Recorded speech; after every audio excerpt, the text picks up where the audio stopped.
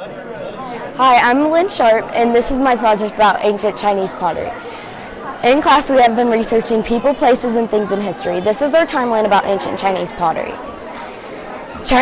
Ancient Chinese pottery was made during Han Dynasty, 206 BC to 220 AD. Some experts believe that first pottery was made around the Zhejiang province during the Eastern Han Dynasty. Some fun facts are pottery was first made in China during the Paleolithic era. Chinese pottery and ceramics are one of the most significant forms of Chinese art. I hope you enjoyed our facts and history about Chinese pottery.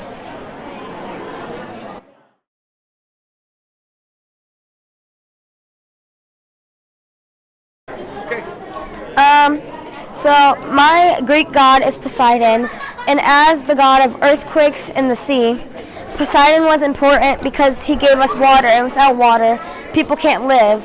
And people didn't understand earthquakes a while ago.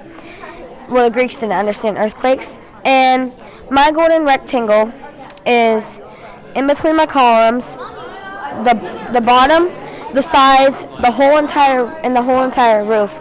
And a golden rectangle is a never-ending rectangle and can be made into a star and triangles. My symbols are fish, a bull, a horse, a pine tree, wild celery, a hippocampus, the trident, and a dolphin. The fishes and the dolphin represent animals of the sea, and it was a myth that Poseidon first made the dolphin, and it was a Greek myth that the Poseidon first made the horse. And the bulls were sacrificed to Poseidon. The pine tree and wild celery were used to crown people who won the Olympian Games. The hippocampus pulled Poseidon's carrots thing.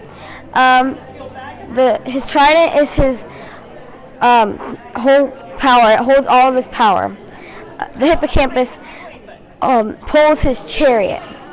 I use the dark blue and the waves because of the sea.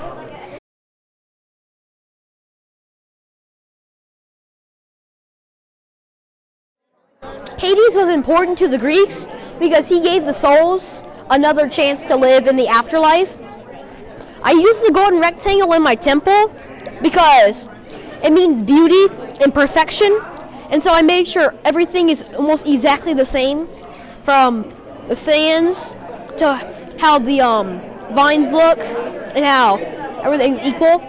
I made the symbols of the vines also because they symbol Hades' wife, Persephone, who was the gardener, and this is his helmet, which was it made the wearer invisible, and he would use it in the Titan War to sneak past the Titan armies, and he would destroy their weapons. This is the dog Cerberus, which is the guard dog of the underworld, which would protect it from anyone that wasn't allowed. And that's about it.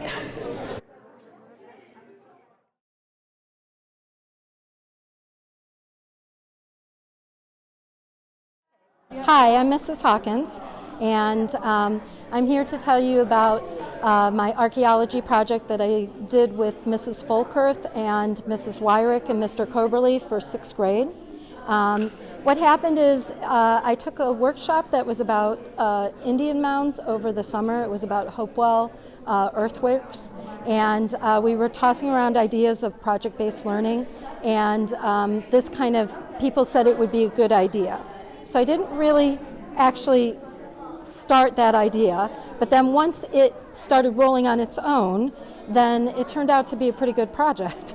So Mrs. Wyrick she got her kids, so when I say she did absolutely nothing. The kids did all of it. And they measured and figured out how you measure a perfect rectangle, and it probably took them about 2 weeks to get it exactly perfect. So they had it out in the yard, and they even had it gridded for me as well, but they didn't have the string down. But they made a video about it and they really enjoyed it. So every kid in that class could tell me how they made it, and I feel like they could build a building if they needed to. So that's really good for math class. Then for social studies class, normally in social studies we have the air test. And for the air test, we do a lot of where we're just repetitiously reading, taking notes, playing games, but not hands-on things. And this turned into be a real hands-on project. So we went outside.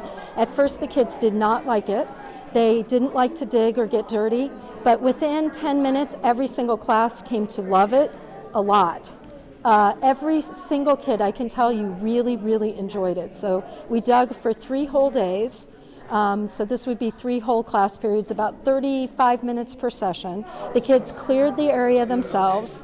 They dug up artifacts. We talked about the artifacts. And then concurrently, they had a project. And their project was where they had to talk about an ancient culture and how archaeology might help them understand an ancient culture.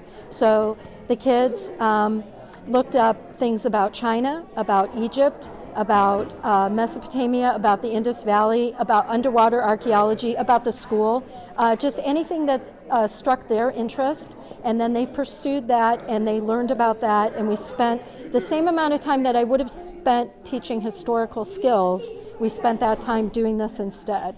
It was really very valuable, I thought. It was a really nice product. The kids are proud of it. And the kids are asking me, can we dig some more?